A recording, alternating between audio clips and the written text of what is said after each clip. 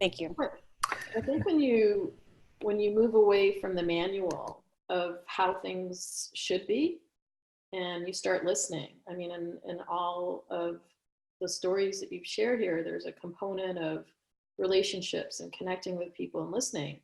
And I come from the corporate world. I fired myself after realizing that I thought I had this responsibility for the younger generation and the women. And then I forgot that I had a responsibility for myself as well. And I think that the more we can come to looking at change as a flow of nature, and in 2016, I left San Francisco to move to the rainforest in Canada and look at what is possible. And I think, Deb, from your story and from other stories, there's a component here of how do we change the mindset of people from seeing a problem and trying to fix it to really an opportunity mindset where change just becomes flow. And David, I come from high tech. I've been working on large scale change implementation of technology in Silicon Valley. And it's fascinating to hear the stories here too about the fear of technology and giving your power away. And one of my hopes and why I was really honored to be part of this panel with Tim and you is to think about what is it that we're creating for the next generation to really be able to find their voice, and what are the opportunities there outside of the classroom too, because a lot of times people blame the fact that everybody's with their device, but technology is not the issue. It's how we relate to each other, how we build the relationships. That's the shift that needs to look at. So I'd love to hear some of your stories of from the front lines, and what can other people do to help inspire the next generation. Well, I think, we're preparing kids for jobs that haven't been created yet. So it's a little hard.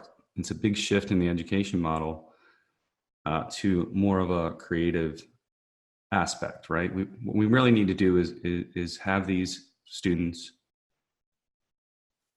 be willing to take chances, be creative, and be able to become content creators so that they are able to then dissect more complicated problems down the road.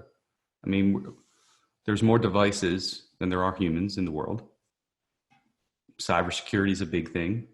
It's something that I'm working on tremendously in my school with students. We're actually starting to put the principles of cybersecurity as foundational schools for our students, and we're going to start tying them into every classroom, similar to what schools have done with STEM or STEAM or STREAM. But we feel like this is something that they have to know, and it's not necessarily that everyone needs to be a coder, but they need to understand that there's a logical pattern in the world. These things are in place, and they need to be able to tackle a problem, dissect it, come up with solutions, fail, try again, fail, try again, and constantly improve. And I think that's what we have to model for the students. It's difficult because we're dealing with a school system that has been geared towards a different industry for so long, and now we're challenging that. But I think what Deb said, one of the reasons I love working with Deb or helping and supporting in any way is because she's willing to say, hey, she's not making the assumption that my students are on cell phones, so my solution is cell phones have to be at the door because it's a distraction and I can't teach the blah, blah, blah, blah. She's saying, no, they're on the cell phones. So how can I model the use of that tool in an educational way so that we're productive? Because the reality is you can put up as many barriers as you want. The technology has gotten to the point that students can tether their cell phones, they can wear it on their wrist. I mean, my goodness, there's LCD sleeves that you can now get where you'll be able to see, this is Silicon Valley. So it's not going away. So what we need to do is say, how do we teach them how to be better digital citizens? How do we teach them to be global citizens, which is even a bigger issue where you need relationships and empathy? And how do you use the tools that they already have to empower them to be creators? One of one of the things that I did years ago and that I'm very proud of was I made our school BYOD. What, not just me, obviously the whole school was part of it, but it was something I was very passionate about, and I wasn't going to let it go until it happened. And the reason that meant so much to me was we have all these elementary schools that are feeding up. And at the elementary school level, usually those teachers are more willing to buy into some of the new technology, and they're showing them different tools.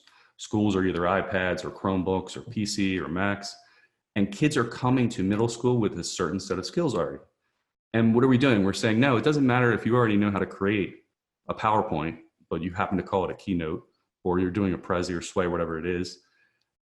You have to learn this way because this is our school's a Microsoft school, or our school's a Google school, or our school's an Apple school.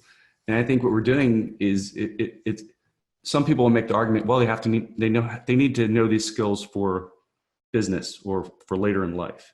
And for me, it's not. It's they need to know the principles of what those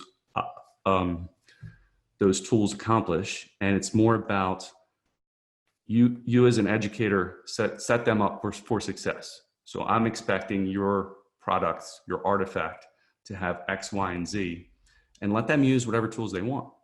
And if it's a phone, and if it's TikTok, let them do it because they're going.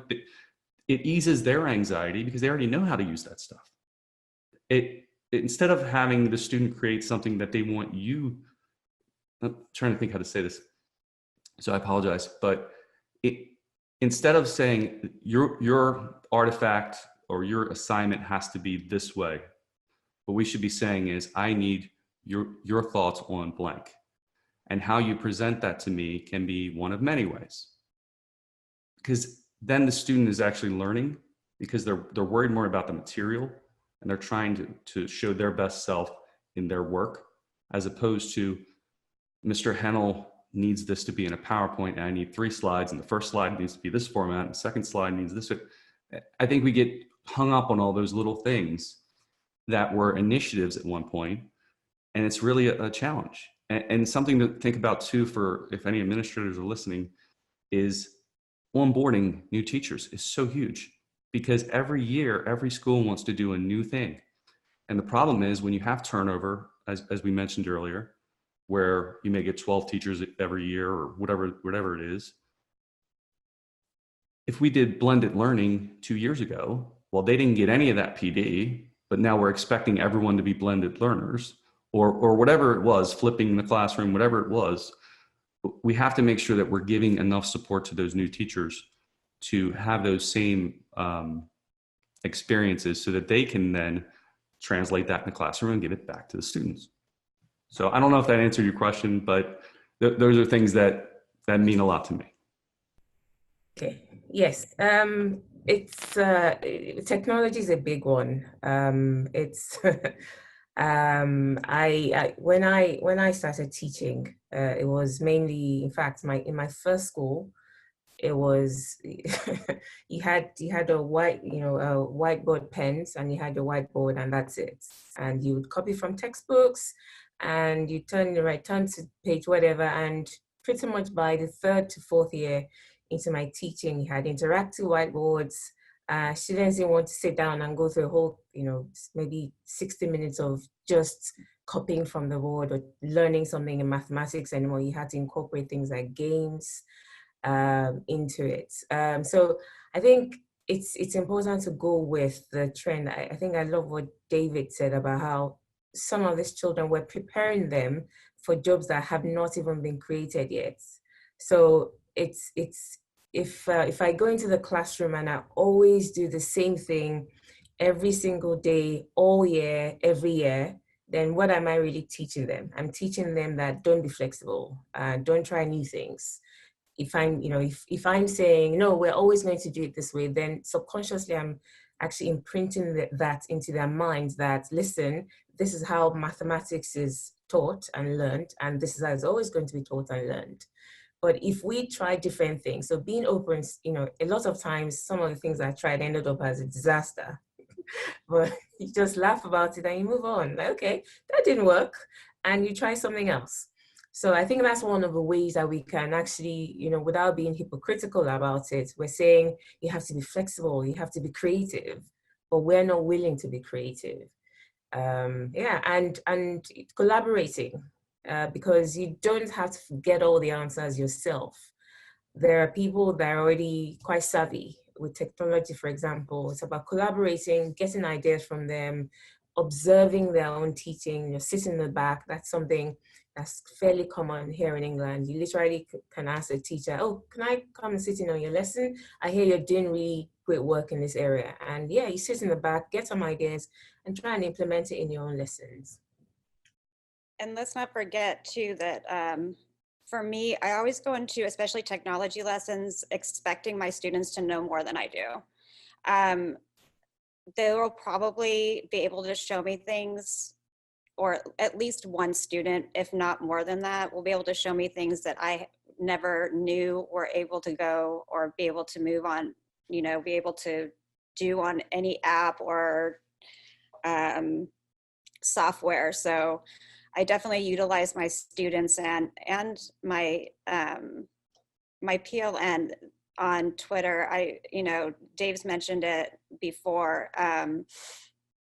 After I came back into the classroom, and the mindset that I shifted with them, and just the growth mindset, and Dave and I have worked together before in some projects, and just the mindset and growth, and we're just surrounded by people that continually get us to try new things. And I think that's why we are, again, that idea of always looking for, what are kids going to be doing in the future? I don't even think we can wrap our heads around that ever. And definitely not within my career time. I'm going to be teaching for the future, and that's hard to do when you teach history.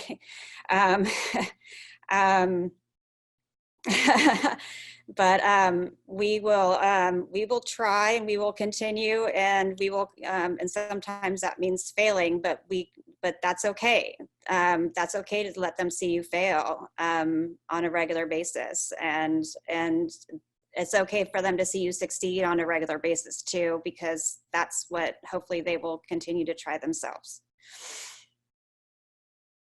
Yeah, and if there's anything I could do to support anyone in any way, just reach out, because you guys are doing tremendous work in the world, and I would love to help if I can. Thank you. Thank you. It's an honor to be on. Thank you. Thanks. Bye. Thank you.